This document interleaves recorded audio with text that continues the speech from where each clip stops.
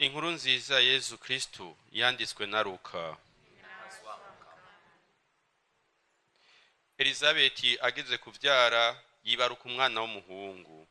Ababanyi n'inshuti ngo bumve ingene umukama yamugiriye ikigongwe baranezerwa hamwe nawe. Ku munsi ugira 8 baraza kugenyera umwana kandi bashaka kumwita Zakariya izina rya se. Nyina yamara arababwira ati haba namba azokwitwa Yohani. Baramubwira bati ko atanumwe mu muryango yitwa iryo zina. Bayira rero amaboko se bamubaza uko ashaka ko bomwita. Nawe abaka kabaho yandika ati Yohani niryo zina ryiwe. Bose baratangara. Buno nyene umunwa wiwe uruguruka, ururimi ruragoboroka, aravuga anina hazimana. Ababanyi bose bagira ubwoba. Iyo nkuru icikwira mu misozi yose y'Ubuyudeha. Abavyumvise bose babishingura mu mizirikanyi bavuga bati mbega uyo mwana azova mwiki? Nkako rero umukama yari yamushizeko iminwe. Nyamwana nawe arakura, akurana ubwenge. Hanyuma yibera mu gahinga gushika umunsi w'imenyekana ryiwe imbere y'Isirayeli. Dushemeze ijambo ry'umukama.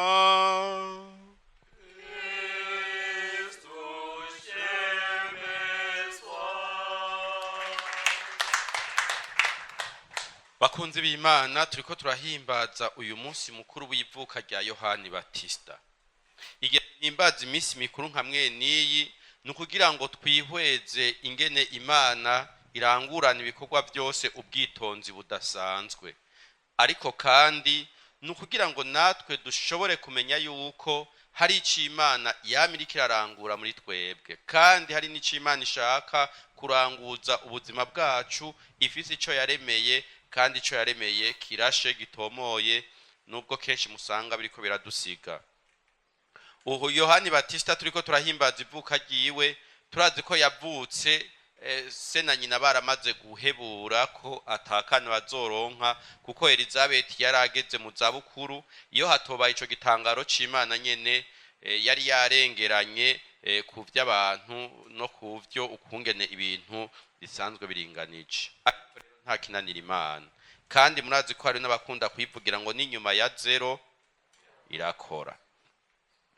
Iryo vuka rero turiko turahimbaza ubwa mbere turabona ko ari Imana yibutsa abasavyi bayo, kuko kwitwa ingumba mu gihe c'Isirayeli cari nk'igitutsi kidasanzwe. Mbere hari n'ababibonamwo umuvumo. Camwibaza rero ikibano, wibaza ingene kikwibaza kuri kivume, ugaca ushirako n'umubabaro umuvyeyi atararonka ikibondo abafise. Urumva ko bitari byoroshe. Rero Yohani Batista yaje nk'uruhoza kuri uyo muryango, yaje nk'Imana yibutse uyo muryango, yaje nk'Imana nk'inyishu y'Imana ishaka gusubiza akanyamuneza abo bari bumva umengo umutima wabo uratuntuye. Ariko rero ico ndagihereye ko kugira ngo nshike kuri iri jambo ryuko igikorwa kimwe Imana ikoze kiba kirimwo inyishu tudashobora kuharura no guhwanya igitigiri cazo. Rero twe kenshi birakunda kutunanira tukabona akantu kamwe canke tukabona ibintu biciye hafi.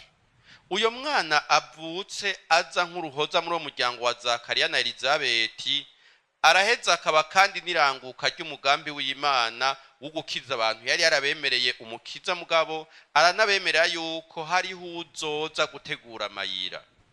Nivyo rero bigace biturangira ingene Imana muri iryo vuka rya Yohani Batista itayaga amasigara cicaro, igiyaze kandi irirangura. Ikindi duheza tukabonamwo muri ico gikorwa c'Imana kijanye n'iryo vuka rya Yohani Batista, nuko igikorwa cyo gukira kwacu Imana yo nyene ubwayo niyo igitegura, ikagishira mu ngiro, kandi ikacitangira imbere ikagisozera. Uko niko ibintu vy'Imana biringanije. None rero muca mwumva yuko Yohani Batista yodufasha kwama turimbura ibikorwa vy'Imana, kuko ivyo bikorwa vy'Imana igihe tubirimbura nubwo biturengeye kure niyo biratuma tugira akanyamuneza mu mutima wacu, bikadutuma tuyikengurukira tukabona ko ari kibirengeye kandi ifise urukundo rudasanzwe. Irindi jambo twoheza tukazirikana kuri uyu munsi mukuru w'ivuka rya Yohani Batista niri irigira riti mbega uyo mwana azova mwiki, mbega uyo mwana azova mwiki. Ubu bwa none ngira ntitwokwibaza ico kibazo kuko ico yavuyemwo turakizi.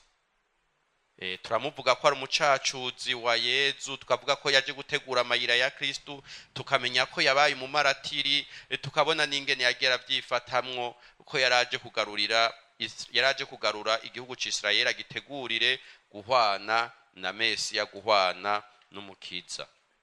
Ubu turakibona. None rero iyi mpishuro canke ukuguhimbaza ayo mabanga y'ubuzima bwa Yohani Batista tubonamwe ikiganza c'Imana kidasanzwe, biratubera akaryo kuko natwe twosubira tukibaza tukagira tuti none burya kw'Imana yaturemye kandi tuzi neza ko itaturemye giturumbuka, burya yaturemye ngo tuve mwiki. Ico ni kibazo twokwibaza, yaturemye ngo tuve mwiki. Ikindi naco twokwibaza nyene gisa nico, ni igihe dushitse imbere ya buri muntu wese twobwirijwe kwibaza tuti mbega uyu muntu Imana yaremye yamuremye ngo avemwo iki. Ico kibazo rero si ico kwibaza gutyo gusa bigaherera aho bikaguma biraho uko nyene, ariko bica bidufasha gusubira kubona agateka Imana iremana umuntu.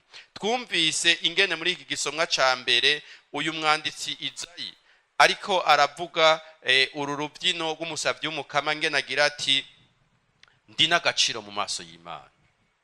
Turiko turabona ubwo buzima bwa Yohani Batista bica bitumurikira ngo dutahure canke turonke inyishu intambwe ku yindi y'ico kibazo ati nzova mwiki, Imana ndemye ngo mbe mwiki canke urya muntu abwirizwa kuva mwiki. Ubwa mbere nuko icarimwo ari n'agaciro mu maso y'Imana, ari n'agaciro mu maso y'Imana.